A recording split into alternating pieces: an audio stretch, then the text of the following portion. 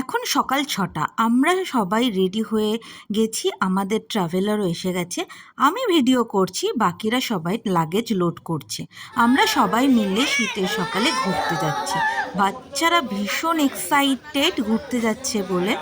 একটা ট্রাভেলারে সব বয়স্করা যাচ্ছে, নিজেদের মতো আনন্দ করতে করতে যাবে, আর আরেকটা ট্রাভেলারে আমরা সবাই ইয়ং গ্রুপরা যাচ্ছি।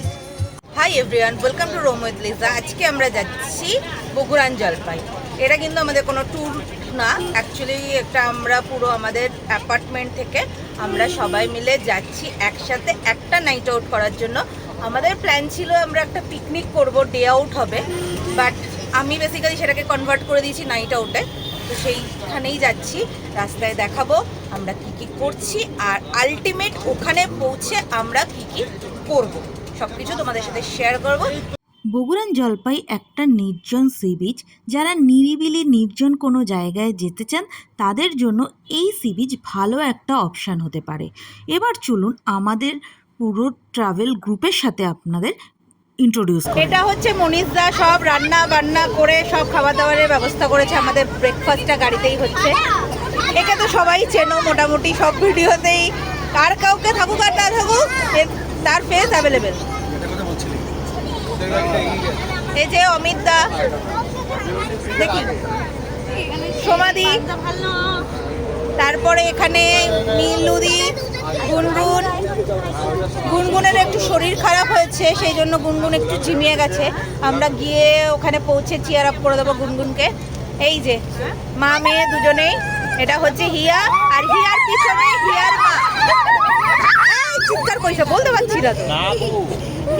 হিয়ার পিছনে হিয়ার মা শ্যামাদি, আর এই যে সানা অমিতদার মেয়ে, তারপরে মেঘা, আর এই যে এটা হচ্ছে আমাদের বিল্ডিং এর একমাত্র ছেলে সদস্য। ছোট আর সবচেয়ে ছোট বলে সবাই ওকে খুব টর্চার করে, সব মেয়েরা। এটা অঙ্কিতা দি, এটা বাবান, পিছনে ধীমানদা আর ধীমানদার দাদা, এই যে অর্ণবদা, এটা শ্যামাদি। এদের সবাইকে আগের অনেক ভিডিওতে দেখেছো। আমরা নেক্সট দাঁড়াবো কোলাঘাটে।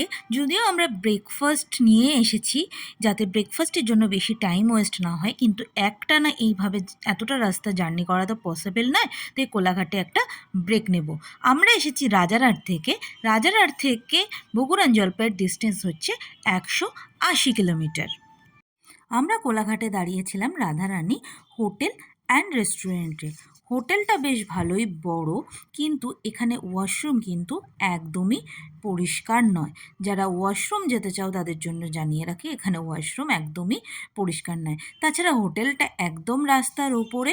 আমরা শীতের সকালে এখানে গরম গরম চা খেয়ে একটু গরম হয়ে নিলাম, আর তাছাড়া বাড়ি থেকে নিয়ে আসা খাবার দিয়ে আমরা এখানে দাঁড়িয়ে ব্রেকফাস্টটা কমপ্লিট করে নিলাম। আবার আমাদের যাত্রা শুরু হলো। নন্দকুমার ক্রস করে কিছু দূর যাওয়ার পরেই রাস্তা কিন্তু আস্তে আস্তে ছোট হতে থাকে, আর আস্তে আস্তে আমরা ঢুকতে থাকি গ্রামের রাস্তাতে। রাস্তা দেখো অনেক ছোট হয়ে এসেছে, এটা পুরো গ্রামের রাস্তা, চারপাশে ক্ষেত রয়েছে। এই রকম রাস্তা দিয়ে যেতে যেতেই আমরা পৌঁছে যাব বগুড়ান জলপাইতে।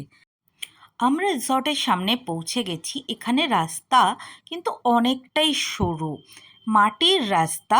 রিসর্টের লোক এসে গেট খুলে দিল। এখানে ম্যাক্সিমাম 26 সিটার ট্রাভেলারই ঢুকতে পারে, কোনো বড় বাস এখানে কিন্তু ঢুকবে না। আপনারা আসতে চাইলে এখানে 4 হুইলার আনতে পারেন, বা অনেক লোক মিলে আসলে 26 সিটার ট্রাভেলারও আনতে পারে। আমরা পৌঁছে গেছি বগুড়ান জলপাই। পিছনে দেখতেই পাচ্ছ এই যে আমাদের ট্রাভেলার এখানে পার্ক করে দিয়েছে। ট্রাভেলার পার্ক করার জায়গা আছে, আর তোমাদের দেখায় গেটটা। এদের এই যে গেটটাও কিন্তু খুব বড় নয়, যাতে বড় বাস এখানে ঢুকতে পারে। আর রাস্তাটাও কিন্তু এখানে মাটির। একটা 26 সিটার ট্রাভেলার ঢুকলে অপোজিট থেকে আর কিছু পাস হতে পারবে না। আর এখানে কিন্তু এই একটাই রিসর্ট, সাগর নিরালয়। এটাই 500 মিটার দূরে।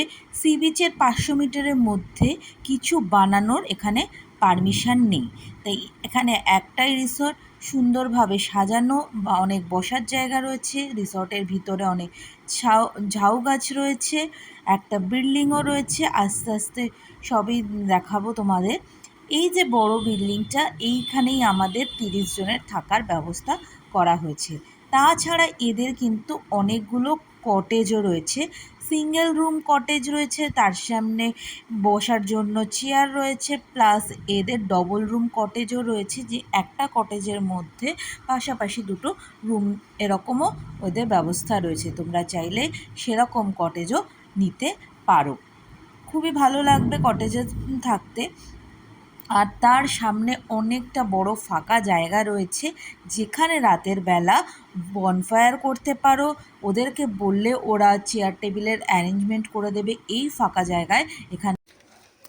এখানে তোমরা দেখতেই পাচ্ছ এরকম ছোট ছোট বসার জায়গা করে দেওয়া রয়েছে। এই যে এখানে এরকম ছোট ছাউনি করে ছোট ছোট বসার জায়গা করা রয়েছে।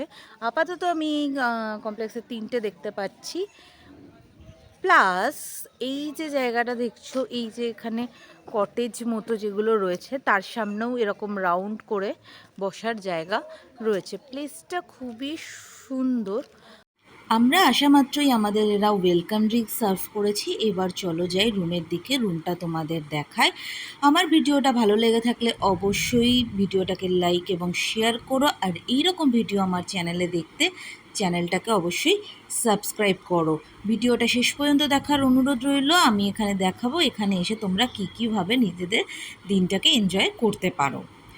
চারিপাশে গ্রিনারি, ব্যালকনি থেকে খুব সুন্দর ভিউ আসে, ঝাউবনের খুব সুন্দর ভিউ তোমরা ব্যালকনিতে বসেই এনজয় করতে পারবে। এইরকম ছোট ছোট ব্যালকনি প্রত্যেকটা রুমের সামনেই রয়েছে।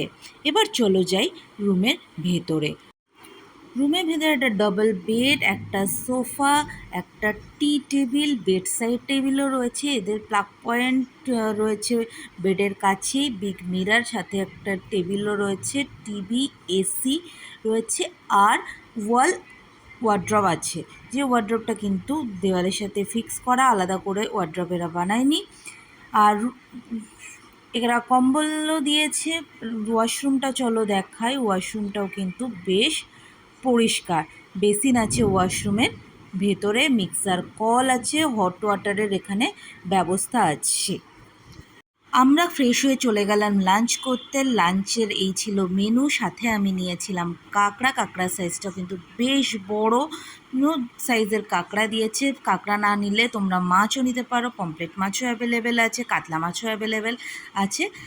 এটা ছিল আমাদের লাঞ্চের মেনু। লাঞ্চ কমপ্লিট করে আমরা চলে গেলাম সবাই মিলে দোলনার কাছে। এখানে ঝাউবনের নিচে কিন্তু এই সুইংটা এনজয় করতে খুবই ভালো লাগছিল। এছাড়া এই রকম কিছু জায়গা করে দেওয়া আছে। এই সব জায়গায় আপনারা বসে বিকালবেলা বা রাতের বেলা আড্ডা দিতে পারবেন, এনজয় করতে পারবেন। কারণ এখানে তো রাতের বেলা পুরো অন্ধকার হয়ে যায়, গ্রামের মধ্যে তেমন কিছু করার থাকে না, তো সেখানে সবাই মিলে একসাথে বসে যদি এখানে আপনারা গল্প করেন, সেটাও খুব ভালো লাগে। এইটা ওদের একদম ক্যাম্পাসের শেষের দিকে, এদিকে বাউন্ডারি করে দেওয়া রয়েছে, আর একদম শেষের দিকে একটা স্টেজ মতনও করা আছে। তার সামনে অনেকটা পরিষ্কার ফাঁকা জায়গা রয়েছে।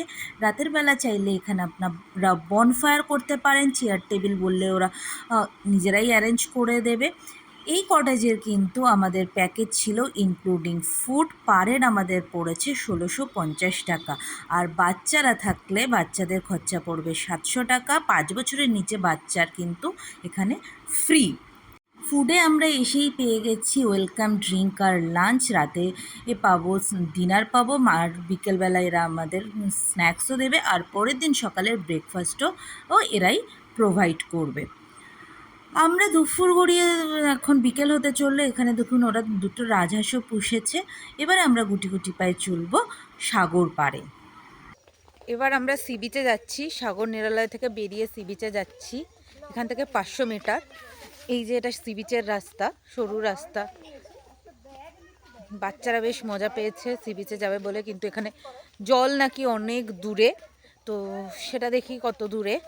জোয়ার আসলেও বলে তো কাছে আসে না, অনেকটাই দূরে, তো এখন সেটাই এক্সপ্লোর করা। এখানে লেখা রয়েছে পায়ে পায়ে সাগর পাড়ে 500 মিটার। দেখতেই পাচ্ছ পুরো গ্রাম।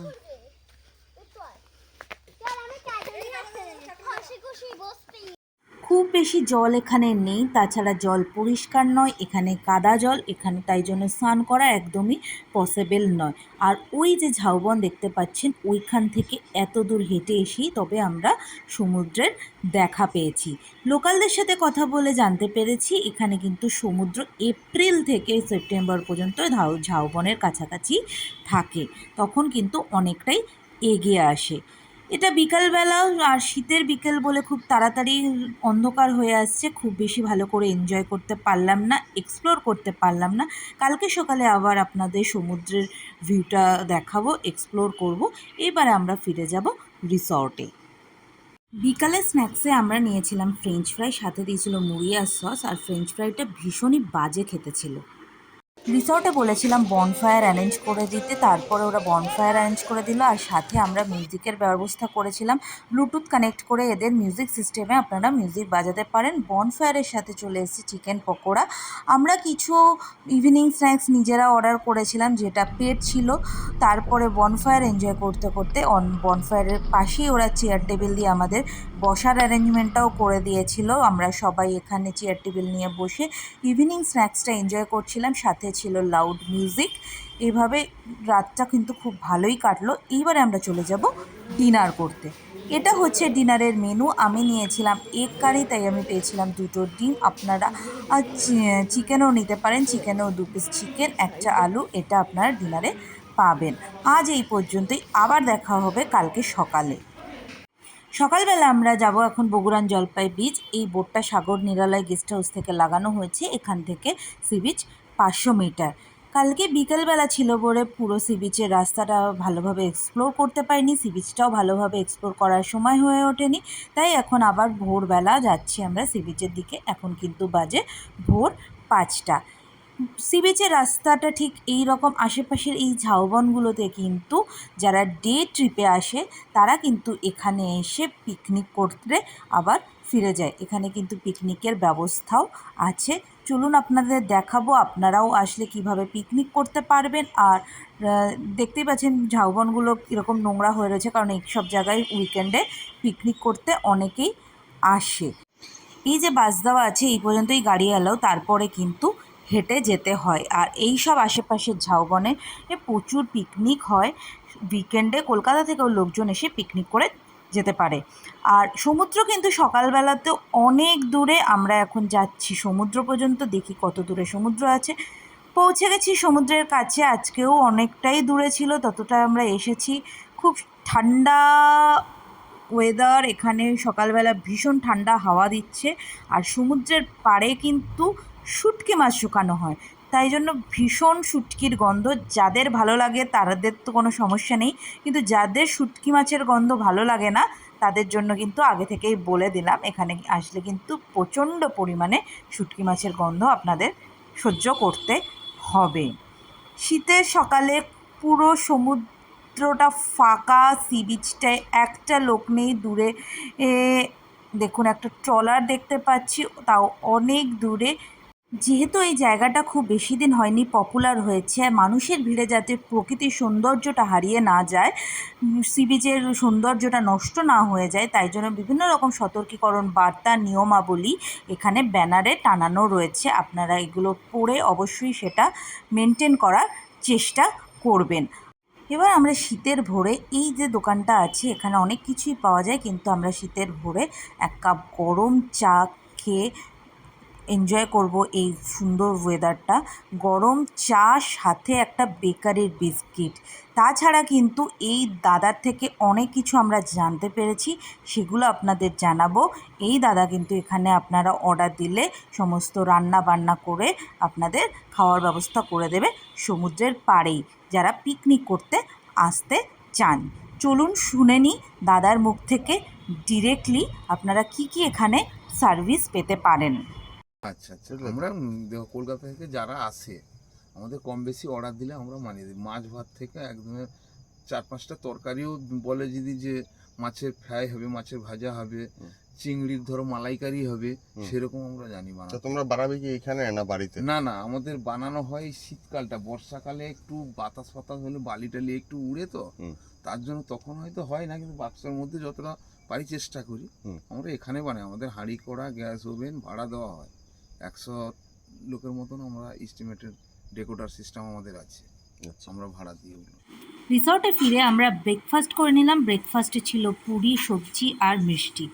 ব্রেকফাস্ট করে আমরা বেরিয়ে পড়লাম বাড়ির উদ্দেশ্যে। রাস্তায় আমরা কোলাঘাটের কাছে হোটেল অভিজিতের লাঞ্চটা সেরে নিলাম। হোটেলটা বেশ ভালো, বড়, কার পার্কিংয়ের অনেক স্পেস আছে, তাছাড়া ফুডেরও অনেক রকম অপশান আছে। ফুড কোয়ালিটি এবং টেস্টও এখানে খুবই ভালো। লাঞ্চ করার পরে আমরা হোটেলটা ঘুরে দেখলাম। এদের পিছনে ব্যাঙ্কুয়েট হলের অপশান আছে, তো কেমনভাবে সাজানো, কিভাবে অ্যারেঞ্জ করা যায় সেগুলো আমরা ভালোভাবে ঘুরে দেখলাম। আমার এই ভিডিওটা ভালো লেগে থাকলে ভিডিওটাকে অবশ্যই লাইক করো, শেয়ার করো, আর এরকম ভিডিও আরও দেখতে আমার চ্যানেলটাকে অবশ্যই সাবস্ক্রাইব করে পাশে থাকো। খুব তাড়াতাড়ি ফিরে আসবো নতুন কোনো ভিডিও নিয়ে। আজ এই পর্যন্তই।